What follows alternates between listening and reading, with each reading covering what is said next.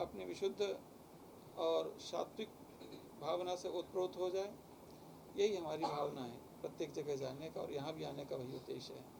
Sir, अभी ऐसा time आ गया है कि सनातन के ऊपर उंगली उठ गई है, बहुत सारे गलत लोग विचार कर रहे हैं, क्या कहना चाहोगे आपके बारे में? हमारे पास में कुछ मुस्लिम संप्रदाय के लोग आए थे, जमाते इस्लाम या ऐसे कुछ लोग थे, उसके लोग आए थे। उन्होंने कहा कि हम आपके यहाँ के फलाने महात्मा ने हमारे लिए ऐसा कह दिया, हमारे पैगंबर के लिए ऐसा कह दिया। तो हमने कहा उसने कह दिया इसलिए वैसा है नहीं, जैसा कहा है वैसा पहले से है ही है। तो उसने एक सत्य कह दिया है, सत्य उद्घोषित कर दिया है। लेकिन ठीक है, हम तो सनातन धर्मी हैं, हम तो सबके लिए सम्मान की भावना रखते हैं, सबके कल्याण की कामना करते हैं। तो हमारा उद्देश्य यही रहता है कि हमने सबका सम्मान किया है। ये भारत भूमि है जहाँ पे सनातन धर्म ने कभी किसी पर आक्रांता के रूप में कभी आक्रमण नहीं किया, धन संपत्ति के लिए किसी को अपनी शक्ति का बल पराक्रम का उपयोग नहीं किया। हमने सदैव लोगों के कल्याण के लिए और धर्म के लिए ही यदि शस्त्र उठाना पड़ा है तो हमने धर्म के लिए उठाया है। हमने लोगों को शांति और सद्भावना देने के लिए शस्त्र उठाया है। तो हमारा उद्देश्य तो पवित्र और पावन है, लेकिन जो सनातन के ऊपर उंगलियां उठाते हैं वो स्वयं नष्ट होने के लिए ही तैयार रहते हैं, क्योंकि सनातन सदैव से था, सदैव से है और सदैव से रहेगा। सनातन का अभिप्राय ही होता है शाश्वत सत्य, जो सत्य एवं सनातन, जो शाश्वत है, नित्य है, उसका नाम सनातन है। और ऐसी सनातन अवधारणा के प्रति यदि कोई उंगली उठाता है तो वो तो सूर्य को अस्तित्व को नकारने जैसा एक उल्लू को ही का ही स्वरूप माने, है ना। जिस तरह से कई वर्षों तक भगवान राम की जन्मभूमि को, सूर्यवंशी भगवान राम की जन्मभूमि को और लोगों ने नकारा, लेकिन सूर्यवंश के भगवान राम का उद्भव राम जन्मभूमि अयोध्या में है, इसका तो और प्रमाण भी हो गया, और आज वहाँ भव्य मंदिर का निर्माण भी हो गया। जिस तरह से सूर्यवंशी भगवान राम अयोध्या में पैदा हुए, लोगों को समझ में नहीं आ रहा था। जैसे सूर्य होता है ना, सूर्य है, ये उल्लू को पता नहीं होता, ऐसे ही उल्लू के पट्टों को ये सूर्यवंशी भगवान राम का शाश्वत स्वरूप, सनातन का शाश्वत स्वरूप समझ में नहीं आने वाला।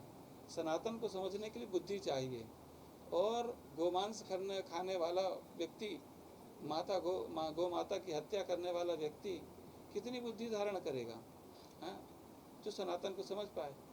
सनातन को समझने के लिए बुद्धि चाहिए, विवेक चाहिए, ज्ञान चाहिए। अभी स्कूल में जो हुआ है बांग्लादेश में, सर उस पर क्या प्रतिक्रिया आपकी? बांग्लादेश में जो कुछ हुआ है वह बड़ा चिंता का विषय है। वह सिर्फ हमारी आध्यात्मिक विरासत को नष्ट करने का, हमारे आस्था और उपासना के स्थलों को नष्ट करने का ही कलुषित प्रयास नहीं है, वरन विश्व में लोग ये जान जाएं कि कौन सा संप्रदाय है, कौन सा धर्म है, वो लोग कौन हैं जो सारी मानवता के हत्यारे हैं।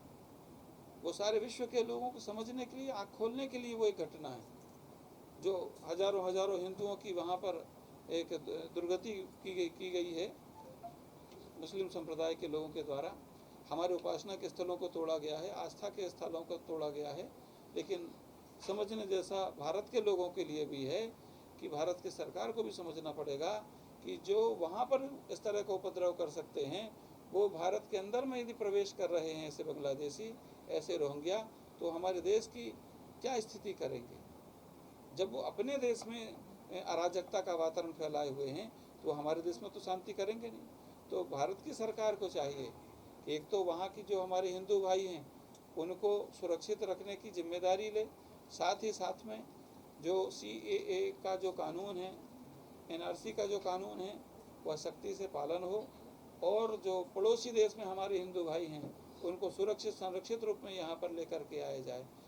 और दूसरी बात, हम एक बात और आपके साथ इस प्रश्न के साथ में एक बात और जोड़ना चाहेंगे कि देश का विभाजन धर्म के आधार पर हुआ था, हिंदुस्तान और पाकिस्तान। मुस्लिम संप्रदाय के लोगों ने कहा था कि हम हिंदुओं के साथ नहीं रह सकते क्योंकि हमारी प्रकृति अलग है, हमारी उपासना अलग है, हमारा रहन सहन, हमारा खान पान अलग है। तो हमने भारत माता के 2 टुकड़े करके और एक भाग पाकिस्तान के रूप में दिया। धर्म के आधार पर हुआ है, आप हमारे साथ में नहीं रह सकते यह कह करके आपने पाकिस्तान बनवाया है। तो यहाँ जो मुस्लिम भाई हैं उनसे भी हमारा करबद्ध निवेदन है कि वो यहाँ से प्रस्थान करें। भारत की सरकार को कोई संधि लाना चाहिए पाकिस्तान और बांग्लादेश के साथ में कि जो मुस्लिम भाई